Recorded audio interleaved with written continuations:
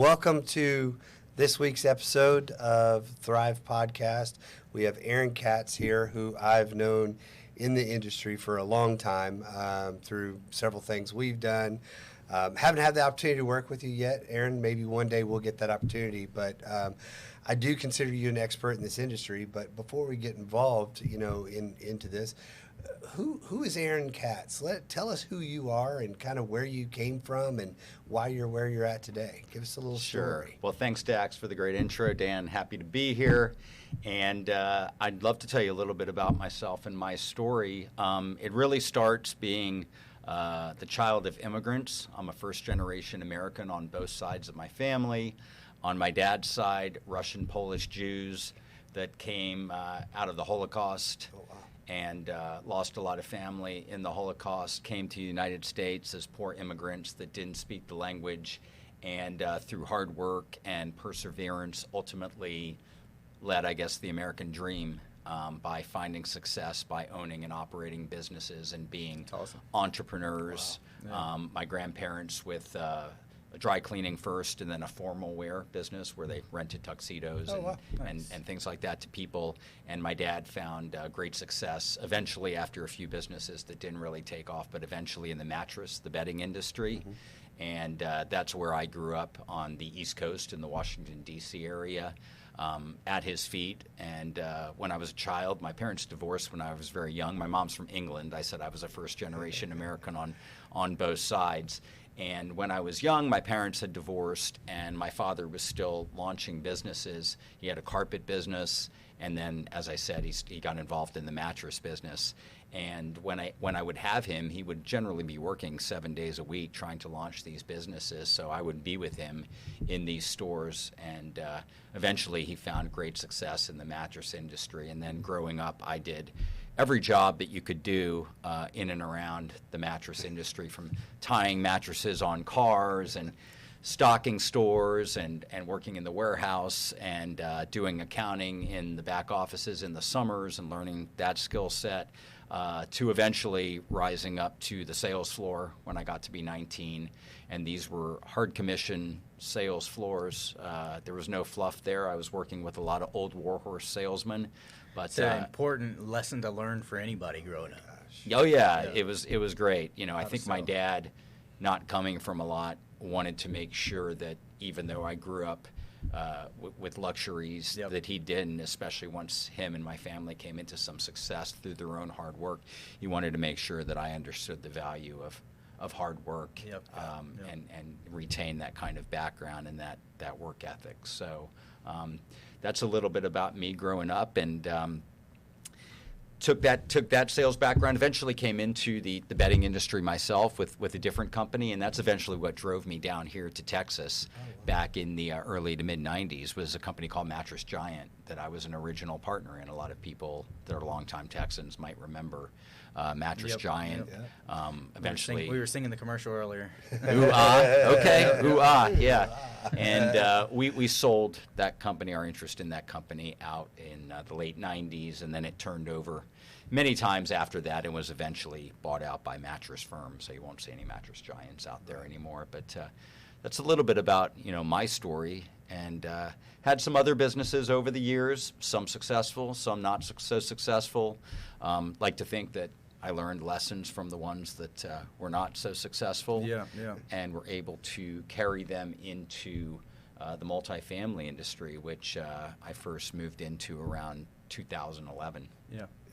Yeah, so we haven't met before. This is our first time meeting, so it's great to meet you. Awesome. Yeah, nice to meet you too, Dan. So we're talking about multifamily. Just tell us, like what's your role in multifamily? What do you do? What's your plan? What's your strategy within the multifamily business?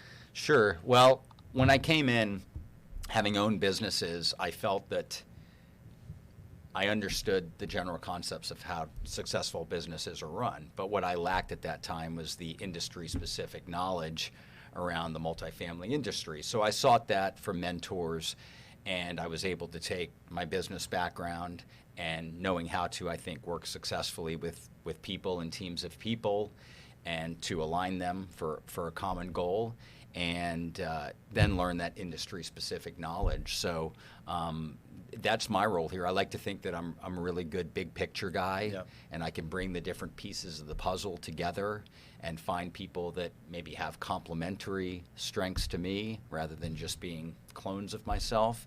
So I've done things myself on the solo side and been the sole GP in some of my early projects going back to 2012. My first deal was a 90-unit property in Arlington, Texas back in 2012. And then I've done other properties over the years. There were hundreds of units where there was many more partners involved. And I like to think that I'm a really good judge of character and people, and I've said no to far more partnerships than I've ever said yes to. But I've been in the business for 12 years. The average return on my full cycle deals over the years is greater than 100%, and an average hold period of 3.5 years, which is greater than a 28% average annualized return. And one of the things I'm most proud of, Dan, is that I can sit here nearly 12 years in the business and say that I've never lost as much as one investor in any of my deals, even a penny. All of my deals have made money, and even the ones that weren't as successful or maybe didn't hit projections, everybody still made money. Everybody's still whole. So Everybody was still whole plus, Yep. and I learned valuable lessons that enable me to go on and continue to be a better sponsor and steward of people's money. yeah, that's awesome. Well, I think having the entrepreneurial background, from your father and watching his failures and successes, and the same for you, I think it leads to a better operator in general anyway, because you are looking for people. You're not looking for numbers. You're looking for people, because people create this business. But you're also looking for where your holes are. All the time you're looking for your holes. You're not just looking at a spreadsheet. You're looking at the reality of the property, where this can be better, where this can be better, and where this can be better. And it's not on a spreadsheet. It's walking around the property and learning what's going on there. So, that obviously tells that, not losing money on any of your deals and returning a return to everybody. That tells me that you are walking the property. You are actively involved. So that's kudos to you for that. So good job there. Thanks, Dax. Well, leads me kind of into the next thing I wanted to talk about is, we see failures in this business or gaps in this business through asset management, through property management, through just general partnerships in general. Where are you seeing yourself doing things differently than some others are, and which has led to your success specifically? Where do you think your secret sauce is, if you will, in that? Well, I think it's authenticity. I think it has a lot to do with integrity. I think it has to do with direct and clear communication. And when I align or begin a potential partnership with other GPs and we're looking at a project, we determine that, hey, our personalities mesh well together, our values are in line. I think this could be a good partnership. One of the first things I always tell potential partners is, let's not be afraid to say anything and be completely honest, and to not be afraid to step on each other's toes, because I would much rather rule out a bad potential partnership than just be a yes man and say what people think. Yep. That, or that people, I don't want people to be that way with me either. Right. Because I think direct and clear communication is the way to go. Yeah, absolutely. And also not only with potential partners, but with passive investors as well. You go ahead and talk about things and you bring them out and you make them clear. So I think that separates me. I'd like to think that I work really hard on my body and my brain connection. And I'm a big believer in instincts. Sure, you look at all the data, you make sure that you understand the data and you incorporate all the data. But I think sometimes that instincts are underrated, whether it's instincts with people or instincts around potential investment projects. And I like to think that whether it's in my business career prior to multifamily and even in multifamily over the last 12 years, that my instincts and trusting in them have served me very well. Yeah. So, and I make sure that I'm very much in tune and self-aware so that my instincts can be plugged in. Yeah. And really, the only real regrets I have in this business is when maybe I didn't follow my own instincts. I took the counsel of somebody else, and it didn't lead me to where I thought. Not that it led me into anything bad, but it probably kept me away from doing some good projects that would allow me to help and serve more people. And I kind of held back when I knew that I should be moving forward. So I think at this point, I want to listen to the counsel of everybody, and I try to hear what industry experts have to say. I'm never the smartest guy in the room, but I want to listen to the smarter people in the room. So I hear what they have to say, but then I'm always going to filter that through my own instincts and make my own choice. So I think one of my greatest lessons learned in this business is just to go ahead after all of my time in the industry, and is to follow and trust my own instincts while being open to the counsel of advice of everybody, but run it through my filter of my own instincts. Yeah, it's good. Yeah, that's Good word. Yeah, you said earlier about how you can read people and that speaks to discernment and that kind of thing, and that's like we said, we've said before on this podcast, and Dax just mentioned it a minute ago, is this industry, these properties are a business, and they're made up of people. We were talking about it earlier, and if you don't know how to work with people of all different types and from all different backgrounds, and if you can't see where they fit into the picture and can't help them get the best out of themselves, then you're going to be probably not operating very well. So it's definitely good to hear. You mentioned earlier property. I think you said it was your first property that was in Arlington. Correct. Yes. Do you stay in Texas, or where else do you buy, and why? Sure. Everything that I've done, Dan, so far has primarily been in DFW with a little bit in Houston on the GP side. Now, my wife and I are also very active passive investors.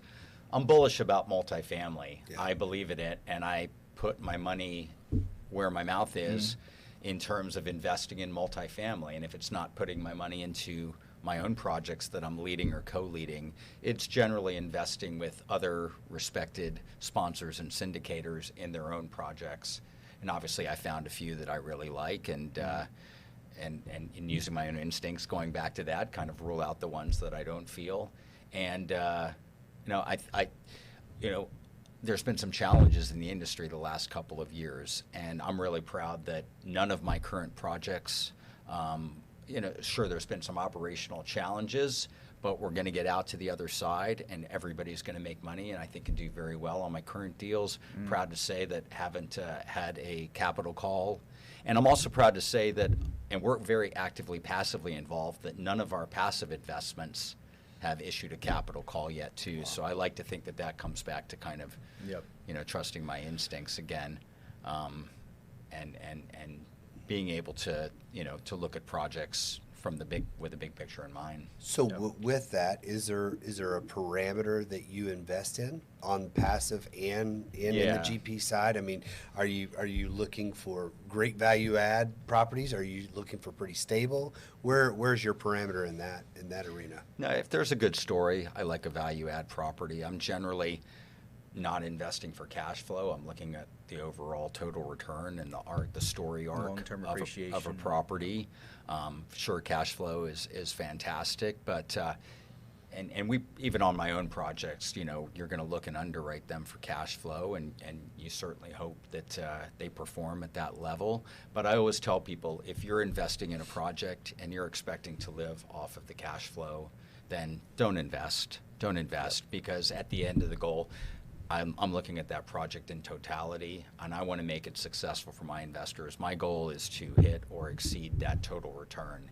And obviously things happen that are out of our control during our ownership period, and we've certainly seen a lot of things that over the last few years with COVID and the crazy interest rate environment and everything that none of us could have certainly foreseen or forecasted just going back 4 or 5 years ago.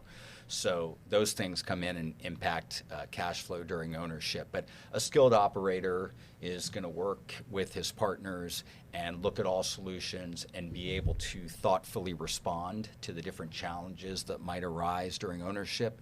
And I'm a big believer in where there's a will, there's a way, and you're always going to find a solution.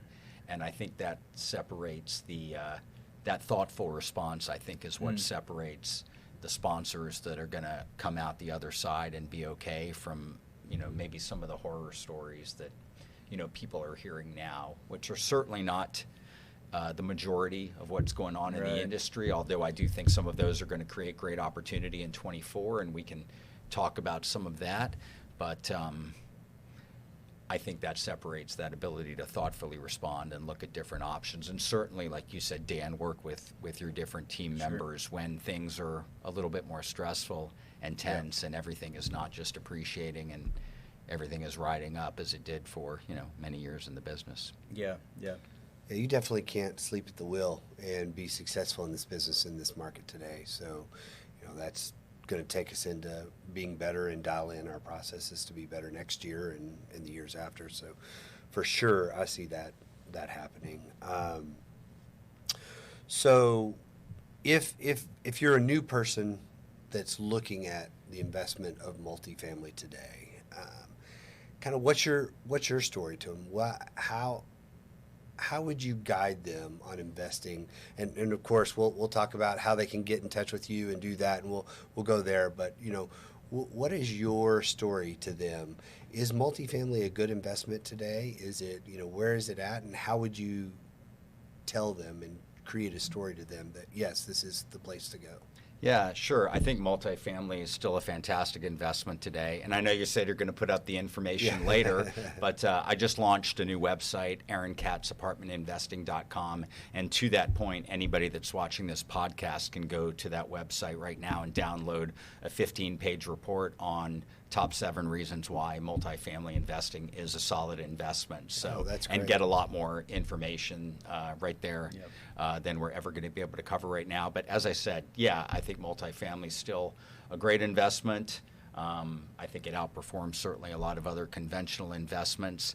And when I came into this industry 12 years ago, I saw multifamily. Sure, there's going to be ebbs and flows, but I saw it as a career business. Yeah. And I'm going to build relationships in this business and stay plugged in.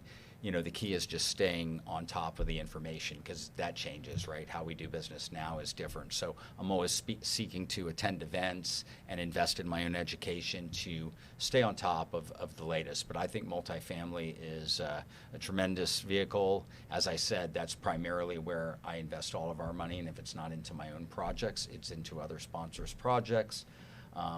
So I would encourage investors to take a look. Now, as far as who you're going to invest with, I think that we've seen the last couple of years that, who are the people is a key component. So I think you want to look for somebody that has experience, somebody has a long track record of success through all the ebbs and flows, somebody that can provide a lot of passive investor testimonials. My website has a bunch of that from people that have been investing with me, many of them more than 10 plus years.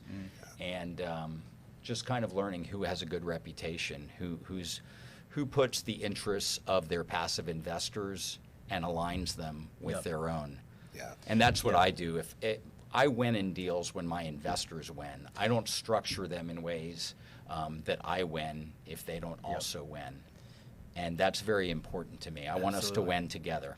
Yeah, I have people that bring me deals all the time, and it's just basically an OM, maybe a rent roll, maybe maybe a T12 or whatever, and you're like, do you think this is a good deal?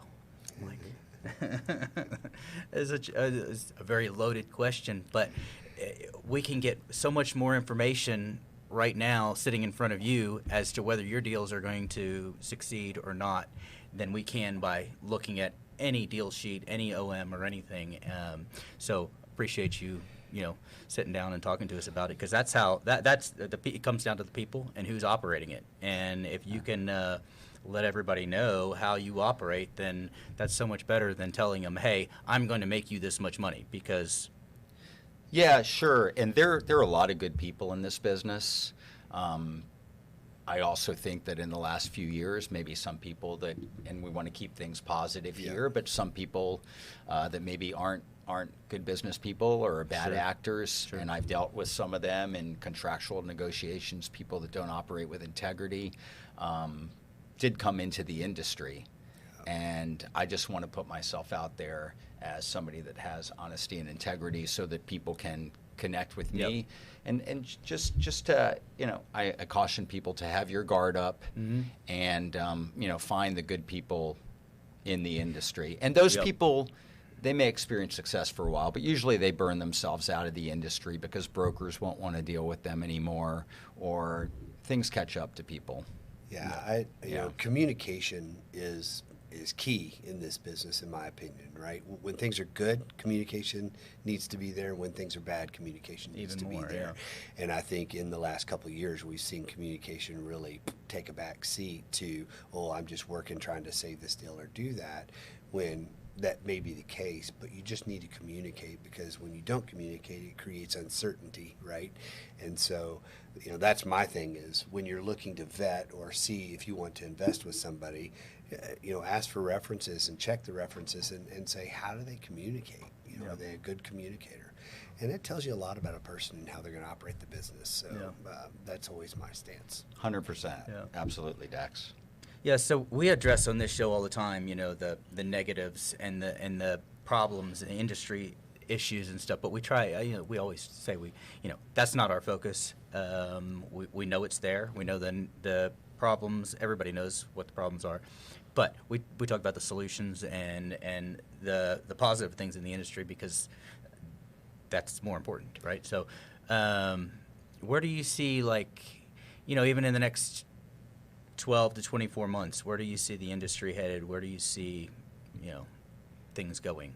Sure. Well, I'll speak to Dallas-Fort Worth. And you asked me before, are you just in Dallas or Texas? And everything I've done on the GP side has primarily been in Dallas, with a little bit in Houston. My wife and I have invested passively in properties in other favorable markets around the U.S. But I'll go ahead and speak largely to Dallas here. I think, and we were just talking before we started recording about the Fed's announcement. I don't know when this will come out, but they announced that they expect some cuts next year, and they don't expect any more interest rate hikes, and how that's going to impact the industry, and we'll see how that plays out. I think that there's going to be, because a lot of people are getting squeezed on the lending side for various reasons, and maybe we don't need to go down that rabbit hole, but there's going to be a lot of people that need to sell properties, and there already are. I'm about to close, and by the time this airs, we'll have closed on a great 2-property portfolio with a strong GP team here in Bedford and Euless. We anticipate closing on that next week, and that was a property that we were able to pick up at a tremendous discount that had a great story to it.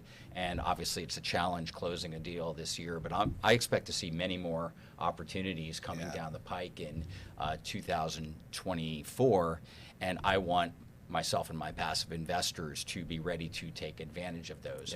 Unfortunately, there's been some scary things that have come out in the media, or maybe people's money is tied up in deals, or capital calls where they don't have the liquidity to invest. But I'm trying to encourage people and saying, hey, yes, I'm actively pursuing properties on the GP side. My wife and I are actively, passively investing in deals right now, because I see the opportunity is here right now.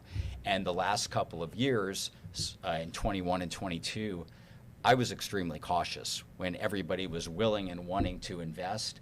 I was concerned because I saw what I thought was the market being propped up with a bunch of money just being flooded into the system, and kind of all these this rent growth that just kind of seemed artificial.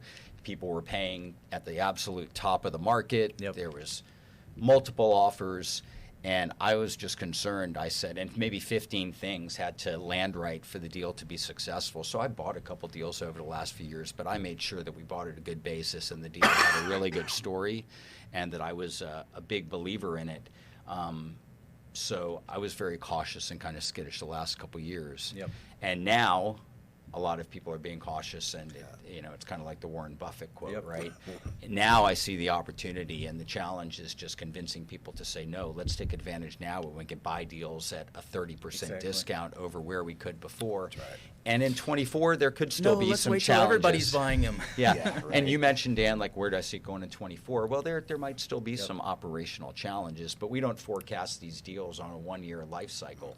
We forecast them on generally a 5-year plan. And for various reasons, like here in DFW, some people think that it could be rough here for the next year, and we incorporate that into all of our underwriting. Sure. We're not incorporating rent growth into our underwriting right Well, now. you know the box you're playing in. So if you know the box you have to play in, you know the parameters, the game's easy to play. You just Right. have to know what it is. And I think now the dust is settled and we know what box we're playing in today. With that being said, exactly, right? You plug in the numbers with the information that you have now at this point in time. You're able to learn from what's taken place and apply that to right now. But as we know, affordability gap, demand in DFW especially, or any favorable market where you Right. have strong job growth, population growth, economic growth. Housing shortage. And then a housing shortage. And obviously now, the starts are way down and people expect completions to pretty much completely dry up moving into like late 25, 26, 27, which is really going to drive rent growth and rent demand. So since we're forecasting all of these deals on at least 5 range plans, I see us being able to ride out any potential operational challenges in 24. But if we buy now at these great bases and then that demand and the occupancy and that rent growth hits in 25, 26, 27, I think there's going to be tremendous wealth creation and wealth building opportunities. I saw those from when I came into the industry in 2012, and I was able to ride them up and experience success for myself, my wife, and my many passive investors that I've made tens and tens of millions of dollars for over the years. And I think the next cycle of wealth creation and wealth building is here, and we're going to be able to ride it out here in the next 5 to 10 years. So I just want to 100% agree. get in. 100% So, agree. yeah. Absolutely. All right. Well, I'm going to step you back a little bit. Sure. So you're a son of immigrants and hard workers, and immigrants don't quit. They're not quitters. So I'm gonna bring you back to something where you did quit, and you have a 2-year sobriety now.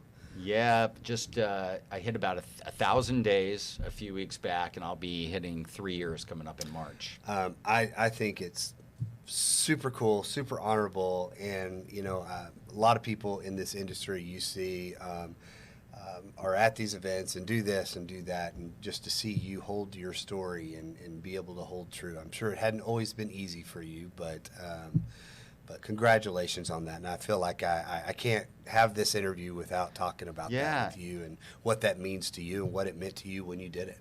Thank you. And, maybe we're connected on social media. Yep. You see that I'm pretty transparent with things in my life that maybe some people in this industry are not as transparent about. And my philosophy behind that, guys, is I want people to feel like they know, like, and trust me. And for people to do that, I think that they have to really feel like they truly know me and they just don't know some facade that I put on.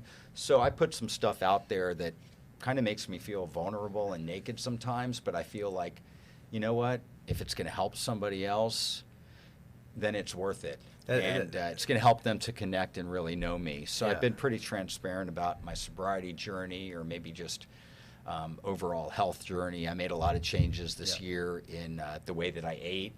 And I just got back the results of my annual physical, and I was able to see some dramatic improvements from last year. So that was really validating to see that, okay, sobriety 3 years ago and the last year completely cleaned up my eating and improved my health, dropped 16 pounds and just started eating a lot cleaner.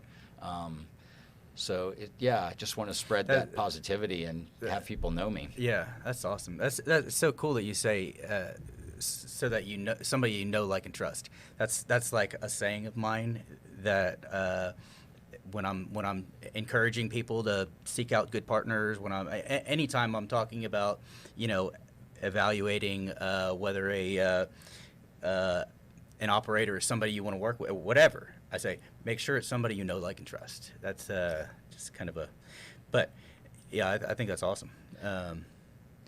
So I'm happy to be known. Yeah. Even though it can be a little vulnerable at times, I want to, and it's funny, like the sobriety stuff. I don't preach about it. Nope. And I'm a big live music fan. You probably know that from following my website. And I have friends in the industry, and I'm around alcohol all the time.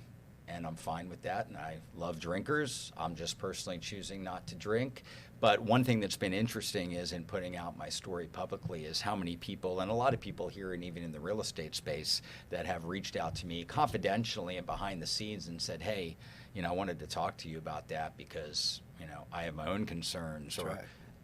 And I have great offline conversations and have been able to see some of these people do things around alcohol that they don't necessarily make public, but have made some positive changes, and I've played a role. So when I hear that, it makes me feel good. But I always make clear that I'm not preaching to anybody, and a lot of my friends drink, and that's great too. And I'm around them, and we enjoy each other's company, and I'm here to be a role model, an example, if anybody ever, wants to make a change in their life.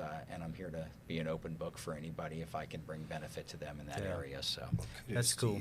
Kudos to you. And that's why we're the Thrive podcast too. It's not just about multifamily. We talk about all things. So I'm into health and fitness too. Yeah, you're in good shape. I can see that. He lifts a couple weights. You are too, Dax. Yeah, well, I lift a weight. I've lost weight. That's about all I've got. So yeah. So we talk about health and fitness, and we talk about whole body, spiritual aspect, religious. Every aspect that makes you who you are is important to thrive in life in general. So that's awesome. So, I love it.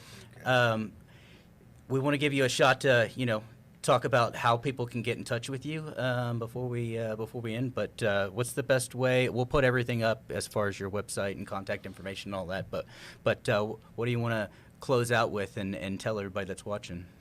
Well, kind of looking ahead at 2024, and with there being a lot of opportunity out there, I've kind of decided, what's really moving the needle in allowing me to help more people. I've helped, hundreds of people over the years earn financial comfort, security, and freedom by investing with me in apartments. And like I have a good track record of success. Nobody's ever lost any money.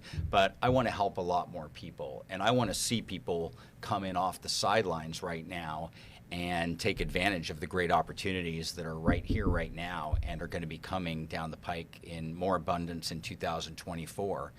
And to do that, I've kind of identified a few key things that I'm going to be doing in 2024. And that's going and speaking on a lot more podcasts. Here I am with you guys today, and I appreciate the opportunity to be on your stage here today and to reach your viewers. And speaking at different events where I can bring my message, my track record of success, and my experience in the industry, and have people take a look at investing with me in apartments. And that's not just speaking at real estate events. If any of your viewers are aspiring, perhaps, GPs and real estate investors, and they're in a trade, maybe they're a dentist or a doctor or they're an attorney, and they know lots of people that have money to invest, but maybe they're confused about which investment vehicle to invest in. I'd love to have the opportunity to come and speak in front of groups like that, people that make good money, but they're confused about where to put that money, and they don't really have the time to devote full time to something like this. So if your viewers have the opportunity to connect me to groups like that, I'm happy to come in. And then by my coming in, that will give them credibility, especially if they're looking to build a track record and get going here in the apartment investing industry. So speaking on more stages, attending different events, meeting different circles of people. I've signed up to attend some different events around the country in the next year. Identifying business partners. I have some that I'm anticipating continuing to work with on projects, but I'm always interested in meeting people that have complementary skill sets to where we can form great partnerships to do great deals and benefit ourselves and obviously all of our different investor groups. So I want to continue to do that moving forward. Yep. And have people visit my website. I've launched new branding with the Aaron Katz apartment investing website. I know you said you're going to put it up. I would encourage people to go ahead there. They can sign up and join the Aaron Katz investor community. After they go ahead and sign up, I'll reach out and connect with them. We can either have some email dialogue or we can set up a 15-minute financial freedom call just for me to get to know them a little bit. They can download the free 15-page report that I mentioned earlier on the top 7 reasons why multifamily investing is a solid investment. So I'm just going to be getting out there and putting myself out there a lot more than I did maybe in the last couple of years when I Sure. was a bit more on the sidelines, because the opportunity's here and I sense it and I want to seize it and take advantage of it, and I want to help people jump on board and do that with me. So that's really my goal for 2024. So are you looking for family offices? Are you looking for private equity opportunities to speak at? Or are you just looking for groups of individuals in I'm going to say this for tongue in cheek, the $25,000, the $50,000, the $100,000 investor? What are you looking for in that group to speak to? Well, my bread and butter over the years has been the mom and pop, the 50, the 100, the 200, sometimes the $500,000 investor that comes in, and many of them invest with me repeatedly. But obviously today, when you're looking at building your capital stack, sometimes that can't be your only alternative. So I'm open to any and all of those things. Okay. I just believe that by putting myself out there, speaking my truth, bringing my story to people, that I'm going to connect with whom it is that I'm meant to connect with, and we can align. So whether it's family office, pref equity, I'm open to have conversations. But I'm really looking to benefit primarily and reach those mom and pop people. That's been my bread and butter. Yep. I've built a large database over the years and looking to continue to, I remember, back many years ago, sitting in the office. This is way before I found multifamily, and I had money to invest. My wife and I went and sat down at the office of a financial planner, and we're hearing about all these different investment vehicles, and I was confused. I'm thinking, what kind of fees is this guy going to earn on these investments? Is he just looking out for himself? Is he looking out for me?